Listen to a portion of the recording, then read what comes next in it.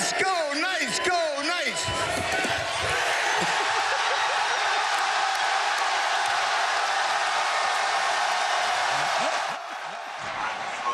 What a scene on the Memory Mall this morning with College Game Day, and here we are now. Spectrum Stadium in East Orlando opened in 2007, has hosted multiple conference championship games and nationally televised contests, but it's never had a spotlight quite like the one shining so bright tonight. Good evening, everyone. I'm Joe Kepner. He's Christian Bruey. We're about 29 minutes away from kickoff between 11th ranked UCF and number 24 Cincinnati. This campus has been electric all week anticipating this matchup. Yeah, UCF has been demanding attention for the last year, really, but no one expected it to show up quite like it did this week. Central Florida resident Lee Corso with one of the most iconic traditions in sports, putting on the entire Nitro mascot head and armor during ESPN's College Game Day this morning. The biggest show in college football rolled into town on Thursday, visiting Orlando for the first time ever. Construction on the set started immediately, taking over Memory Mall. And just for comparison, look at Memory Mall just 15 years ago. It was a parking lot in the middle of a forest, and now as nice as any campus in the state. It truly is, but we're not here to gawk at the landscaping. We're here for a top 25 matchup right here on Channel 9. Number 11 UCF, number 24 Cincinnati. If the Knights win, they'll clinch a spot in the American Athletic Conference Championship game and be one victory away from back-to-back undefeated regular seasons. So for many, many reasons, this game, one of the most important in program history. We want our players to enjoy the atmosphere, enjoy the moment, you know what I mean, relish it and go thrive in it. But our kids have been focused during the course of the week just as far as their preparation. You know, I think if you came out to practice, it wouldn't feel a whole lot different than it's been the first 8 weeks of the season. Our kids are dialed in, focused, and want to go compete. It's been a long time coming for UCF.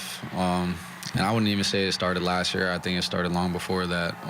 From Dante Culpepper all the way up to, you know, Blake Bortles and all those guys. Those guys kind of paved the way. And, you know, we just kind of try to build off of what they've done.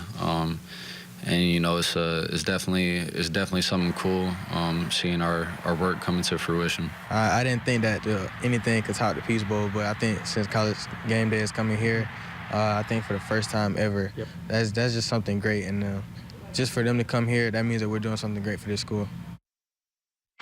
They certainly are. Now, when this game starts, try not to blink too often watching this one. These offenses are about as fast as they get. Yeah, but it's not just the UCF offense's speed, it's how many players are involved in this offense. And that brings us to our first key to this game. If UCF is going to keep the Bearcats on their heel pads, Mackenzie Milton will need to spread it around like he has all year. 8 different Knights have caught touchdowns this season, which is more than Oklahoma. 7 Knights have ran for TDs, which is more than Alabama.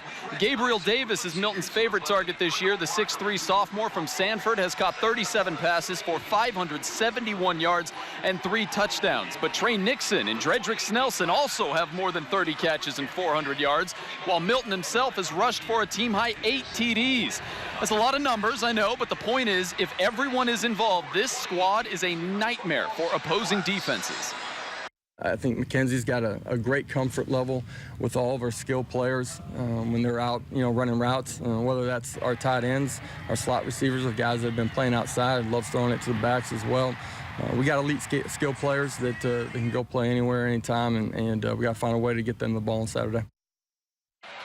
So that's my key. Christian, what do you got? Well, the Knights offense gets most of the headlines, and rightfully so. But this defense, although they give up points and they give up yards, they seem to come up with the big play when they need it, whether it's a sack or a turnover. In fact, this Knights defense has forced at least 1 turnover in 28 straight games. That is the longest active streak in the nation. Last year, they came up with the game-sealing turnovers against South Florida, Memphis, and Auburn. This year, they haven't needed to make a play of that magnitude, but they've still won the turnover battle in all 9 games. Richie Grant is leading the way this year for the Knights, the redshirt sophomore responsible for 7 turnovers. He's picked off 3 passes, forced 4 fumbles, and he also recovered one of those that he forced. So look out for number 27 if the game is close late.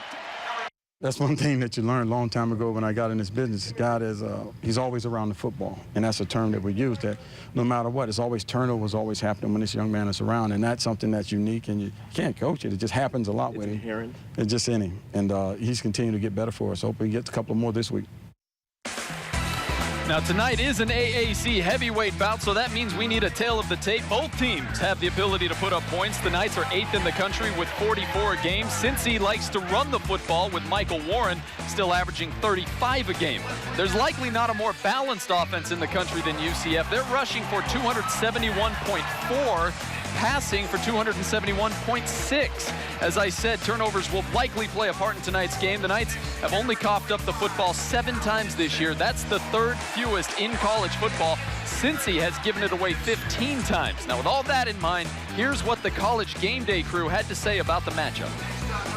I think it's a significant challenge for UCF. They're the better team, but Cincinnati has a really strong defense. I think that when you have a situation like this, when UCF is getting as much attention, and they've earned that attention, there's going to be the old disrespect, chip on the shoulder card. We're going to come in and show them. You look at Cincinnati, to me, they have like adopted an old school philosophy where they want to run the ball and establish the line of scrimmage and kind of, show their dominance in the trenches. And I like, obviously, Mackenzie Milton and the offense, they get a lot of credit, and deservingly so.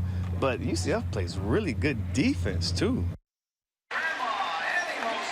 Now, we showed you earlier that Lee Corso also picked the Knights, putting on the Nitro head and the rest of his armor for the first time in what has become one of the most iconic ceremonies in college football. Yeah, it was the 58 different mascot head he has chosen. When he's not on the road with College Game Day, Corso does live in Lake Mary. We had a chance to speak with him about this UCF program and tonight's matchup.